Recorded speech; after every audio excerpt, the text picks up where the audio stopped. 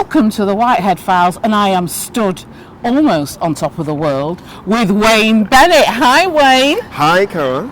Well, what we're going to talk about, because it's Black History Month, and I wanted to focus on you as a key individual in the community, okay, but also from a business perspective as well. This is See Me, Be Me, Black History Month special. So I want you to talk to me about how you started, what you're doing now, okay? Because he is a networker extraordinaire. So tell us what your position is now. Well, I'm part owner and director of a technology recruitment firm in Knutsford called Fairmont Recruitment. I've been with them since November of last year. I left a big corporate recruitment agency of 9 years as associate director there, business director, more because I wanted to be an owner or part owner of a business that I'm helping to build, rather than making a lot of the business for another big corporate. So it's a very big thing for me, especially with having a family and being a kind of role model to them, that they can go out there and build a business. They can go out there and be part of a business, rather than, I'm going to say, doing it for somebody else. Yeah. So and it's been going amazingly well. We're about to do a record month. We have some major clients around the UK, around the logistics, universities, education, and I just came back from a big expo last week where we... Is that in London? Yeah, that was in London. The DTX Expo, listening to a few seminars around individuals from HMRC talking about equality and diversity at the HMRC. Some talks about people who developed the COVID app and making sure that the artificial intelligence and machine learning didn't have any biases, you know what I mean? And it was anonymizing the data so it couldn't look at anybody from a perspective of them being black or white or so forth. So really interesting talks. And female. And gender specific, yes. So it's a very, it's a massive passion for me.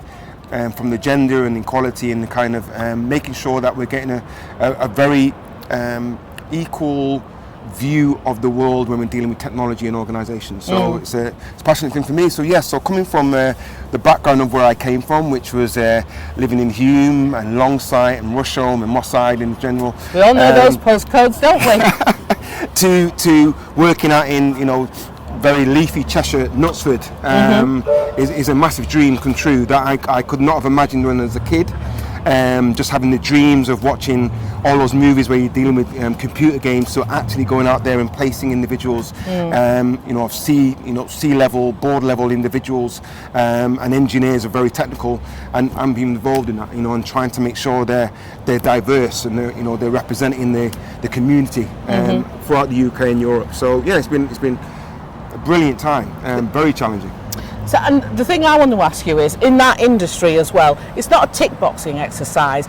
We want to do it for real. It's Black History Month. Let's slap that there. Put that poster out there. Let's do this, that, and the other. It's not that kind of thing, is it? No, not at all.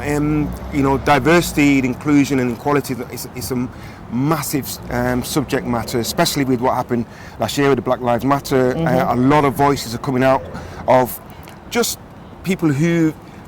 I've heard this word a number of times over the last couple of years, microaggression.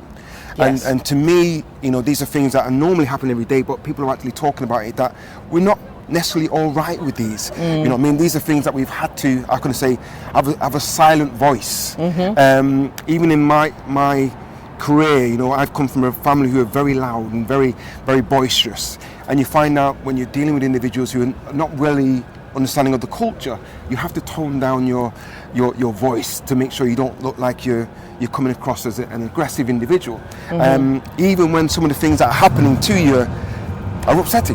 Yeah. You know what I mean? Yeah. You've had to manage your tone to make sure. And I think over time, as you progress with experience and knowledge, and you've got a bigger experience, and a lot of clients value your input into things, your voice becomes louder, and you can make decisions based on I think your true feelings on a subject, because they respect your view and understand you're doing it from the heart, not from a financial perspective.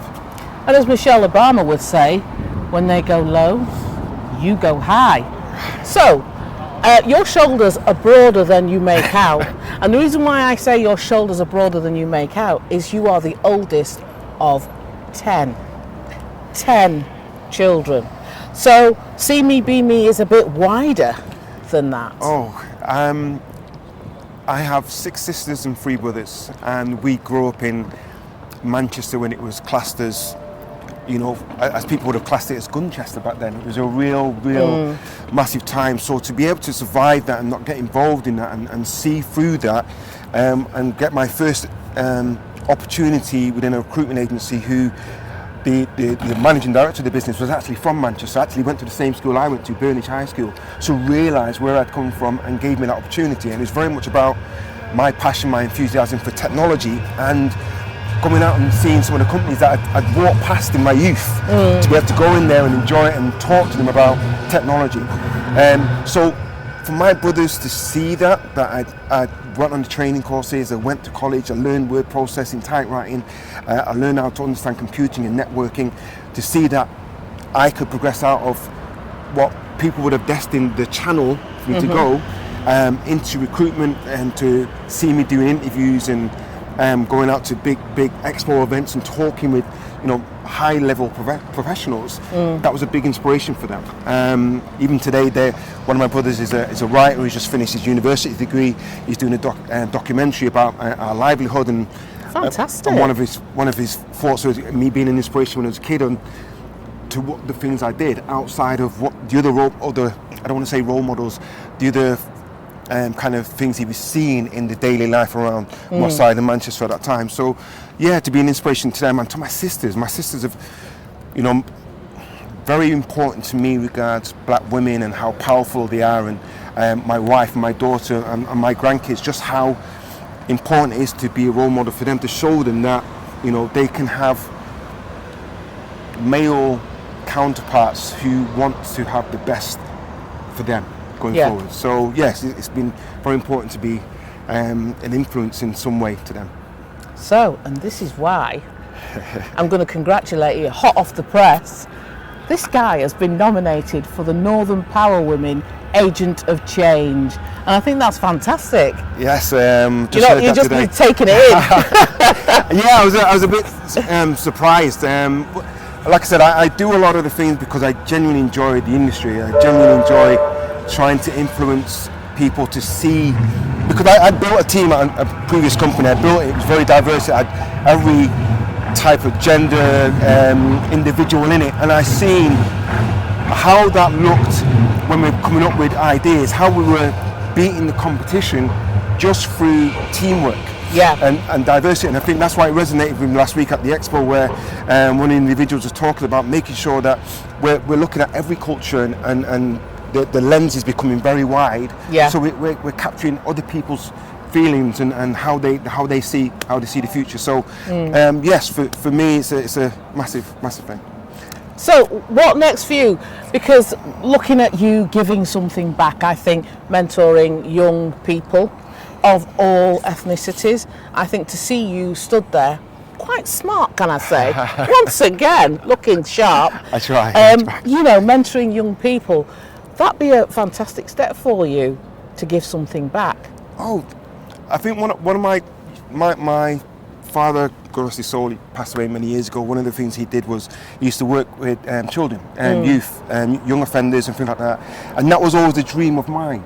And the kind of technology recruitment kind of took me that way, but one of my dreams is still to be able to get involved in that. And I was on a board earlier this year, an organisation, again I don't know if I can mention him, Acacia Training, who work with the government to provide grants to get young people into the digital industry, into nursing and things like that. So I wanted that experience of working with an organisation that works with the government to be able to, in a future time, talk with those individuals with regards to getting that kind of help back into our community. And that was a great opportunity via Burn, which is Black United Representation Network, and that great organisation that is creating a leadership pipeline for black professionals in Manchester, and that was an opportunity that you got with them. I want to thank yourself and Byrne for giving me that opportunity. It was an amazing opportunity. It was a dream, especially with the organisation we did last year and the progression I wanted to do.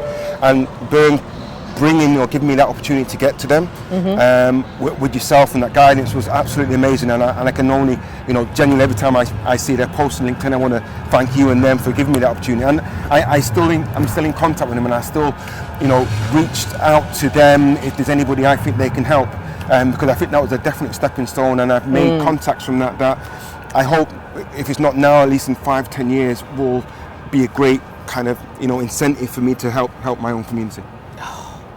Can I just say, it's been fantastic.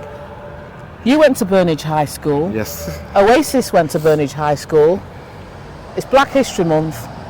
Don't look back in anger.